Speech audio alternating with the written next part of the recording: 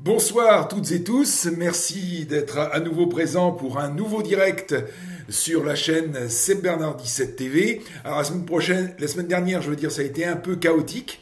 Il y a eu certains jours où sur Facebook Live, c'était pas diffusé. Une fois, c'était YouTube où ça a un peu déconné, ça n'a pas été diffusé. Une autre fois, TikTok commence en retard, etc. Là maintenant, je suis bien calibré, tout est nickel et ça marche très bien, que ce soit sur YouTube, sur Twitch, sur Kik, sur TikTok et aussi sur mon Facebook perso, sur Facebook Live, vous pouvez maintenant me suivre. Alors aujourd'hui, on va consacrer notre émission Ce coup de gueule au délitement des transports médicaux. Et là, je dis non, faut arrêter, parce que je vais refaire l'historique de ce qui s'est passé. Pourquoi les taxis sont en grève? Alors au départ, les transports médicaux étaient une exclusivité des ambulances. Ce qui était très bien, c'est des ambulances qui faisaient ça, et voilà. Le gouvernement de l'époque, il y a de nombreuses années de cela, a fait appel aux taxis pour soulager les ambulances, et avec un certain tarif, et maintenant ils veulent refaire une convention et baisser les tarifs, et voilà. Donc le problème, c'est qu'on va arriver à déliter, à abaisser le service de transports médicaux, et il y a des personnes qui ont besoin de ce transport médical. Imaginez, vous avez une maladie grave, un cancer, ou que sais-je, ou autre maladie auto-immune ou autre, et forcément, après votre traitement, vous êtes fatigué. Donc même si vous avez des transports près de chez vous, vous imaginez dans des transports en commun quand vous avez envie de vomir, etc. C'est pas jouable. Donc au départ, la première erreur qui a été faite par les politiques, c'était de donner ça aux taxis. Il fallait laisser ça aux ambulances. Mais maintenant, l'erreur est faite. Donc si on baisse le coût des taxis, les taxis, ils vont mettre la clé sous la porte. Vous n'aurez plus de taxis pour le faire, et donc forcément plus de transport. Donc il faut arrêter de faire tout et n'importe quoi. La santé, c'est primordial. Les plus pauvres et les plus précaires ont besoin de ça. Tout le monde n'est pas milliardaire, s'appelle pas Bernard Arnault ou Gérard Depardieu, ont pas un chauffeur pour les emmener directement à l'hôpital, etc. Donc ils ont besoin de ça. Donc il faut un moment ou un autre. Voilà. Comme je disais la dernière fois, il y a trois piliers dans notre système français qui est important. Pour les plus pauvres, ça, il ne faut pas que ça change. La santé, le droit à avoir un logement et le droit de manger. Ça, c'est trois piliers hyper importants. Donc là, on arrive à des catastrophes. Et ça peut pas durer. Donc, voilà, on dit il y a un déficit de la Sécu. Le déficit est de 15 milliards par an de la Sécu. Les allègements des cotisations sociales par an, c'est 19 milliards. Vous voyez, vous enlevez l'allègement des cotisations, vous avez non seulement les 15 milliards, mais vous avez 4 milliards d'excédents. Donc il faut arrêter de faire des cadeaux aux entreprises, parce que il faut pas penser à court terme. Quand les salariés sont contents parce qu'il y a une baisse des cotisations en se disant mon aide va augmenter, sauf que ça impacte le salaire différé. Le salaire différé, ça vous permet de payer votre santé, votre retraite, etc. Donc voilà, donc c'est le salaire qui doit augmenter brut, et non pas baisser les cotisations pour avoir plus de salaire net. Voilà, parce que c'est stupide. Voilà, c'est pas aux plus pauvres de payer leur propre santé. Voilà, et les cotisations, ils sont là pour ça. Donc forcément, quand vous baissez des cotisations, eh ben vous avez le souci que l'on constate maintenant avec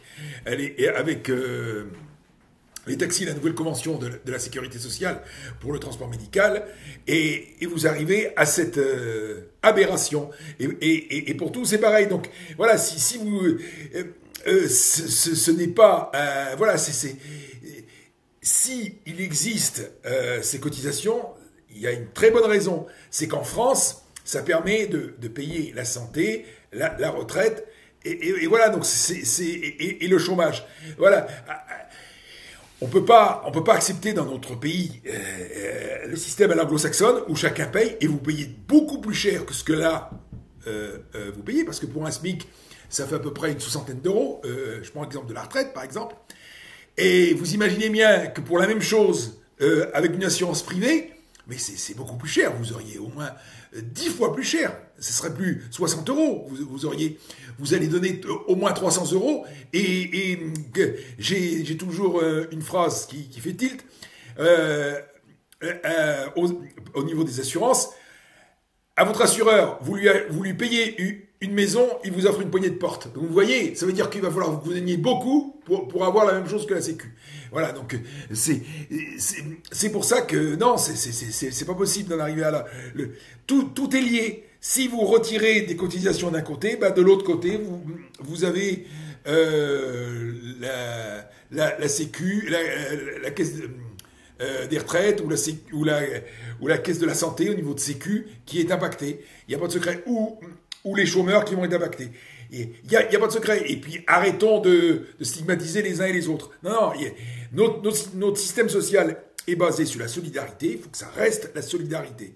Et tant que ça, on ne le comprendra pas, voilà,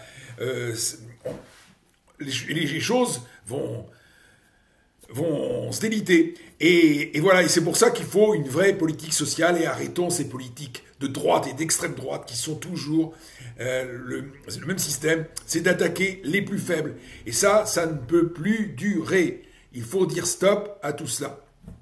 Voilà, j'espère que mon coup de gueule vous a plu. N'hésitez pas dans les commentaires à dire ce que vous pensez, hein, parce que à chaque fois je parle tout seul, j'aimerais bien avoir des commentaires ici ou là, et pour me dire ce que vous pensez. Demain, c'est pas sûr qu'il y ait un direct demain, parce que pour l'instant, j'ai pas de sujet à attaquer. Ou s'il y en aura un, ce sera pas un direct, ce sera un différé. Parce que demain, j'ai aussi un rendez-vous à cette même heure. Alors, soit ça sera un différé, soit il n'y en aura pas. En tout cas, cette semaine, il y aura un peu moins de direct, il n'y en aura pas tous les jours. Il y en aura peut-être demain un programme différé. Et sinon, un direct mercredi et vendredi, mais en tout cas, jeudi, c'est férié, donc il n'y aura rien, et après, c'est le week-end. Donc voilà. En tout cas, j'espère que vous avez été nombreux à me suivre. Je rappelle que la chaîne Seb Bernard 17 TV est diffusée sur plusieurs supports. Alors, en direct, elle est diffusée sur YouTube, Twitch, Kik, TikTok, et sur mon Facebook Live perso. Et elle est aussi diffusée cette fois-là en replay sur Dailymotion, mais vous avez aussi les replays sur YouTube, Facebook Live, Kik et TikTok aussi. Voilà. J'espère avoir été clair, et n'hésitez pas à me donner des idées et à me contacter. Je vous remercie, bonne soirée à tous et à la prochaine.